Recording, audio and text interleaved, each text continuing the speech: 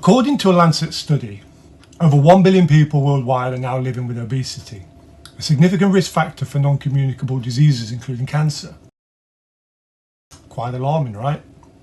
I see people all over the world are increasingly diagnosed with obesity, making it an evergreen market for slimming products and services.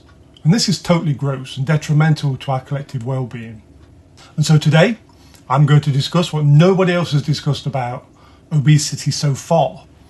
And so please watch the video in full, like, share and subscribe if you find something of use. Okay, so what is obesity? Is this man obese? This man? Or is this man? My point is, how do you know these people are obese? Is it based on the size of their body? Typically, as per medical science, a person is overweight when their BMI is between 25 to 29.9 and obese when their BMI exceeds 30 kilos. Severely obese is classified at BMI 40 or higher.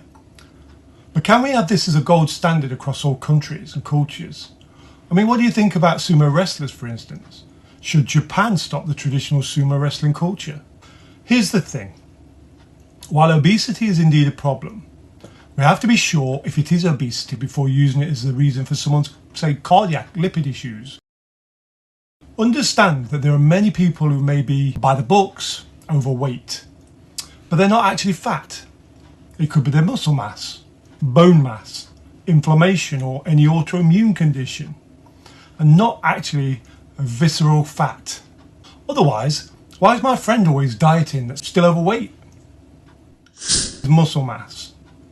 Athletes, bodybuilders and physically active individuals often register as overweight on BMI scales, despite having healthy or even low body fat percentages. Muscle tissue is approximately 18% denser than fat tissue, meaning muscular individuals can weigh more while being metabolically healthy. And this explains why many athletes are classified as overweight or even obese by standard BMI measurements. Is bone mass. Different ethnic groups and populations have varying bone densities and skeletal structures. For instance, studies show that African Americans generally have higher bone mineral density than other racial groups. This natural variation in bone mass can add significant weight without indicating unhealthy fat levels. Additionally, women from certain populations naturally have heavier bone structures.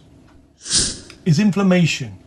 Chronic inflammation can cause water retention and edema, leading to higher body weight that isn't fat related. Conditions like lymphedema, chronic inflammatory disorders, or even food sensitivities can cause significant fluid retention. This extra weight from inflammation doesn't reflect actual fat tissue, but shows up on the scale and affects body measurements and BMI measurements. Autoimmune conditions. Many autoimmune conditions like Hashimoto's thyroiditis or Cushing's syndrome directly affect body composition and weight regardless of diet or exercise. Medications like corticosteroids, commonly prescribed for autoimmune conditions, can cause weight gain through fluid retention and metabolic changes. This weight gain isn't necessarily indicative of increased body fat or poor lifestyle choices because of the tendency of overgeneralizing every oversized individual as obese, overweight. They miss out on precision treatment. So many people start obsessing on their perceived obesity, resorting to extreme diets that cause them adverse impact and impact their mental and physical health. Think about it now. If we take the right approach to the understanding and treatment of obesity, would we have such threatening numbers that we see on every obesity research study? What do you think? Please let me know in the comments below. And yes, please go for your exercise. Eat well by the circadian rhythm. But don't worry if you're still gaining a little bit of weight. Get a thorough checkup before you invest in diabetic medication, repurposed for the obesity market. It's dangerous. Cosmetically, you may become thinner, but these are powerful compounds designed to remove sugar from your diet and from your body.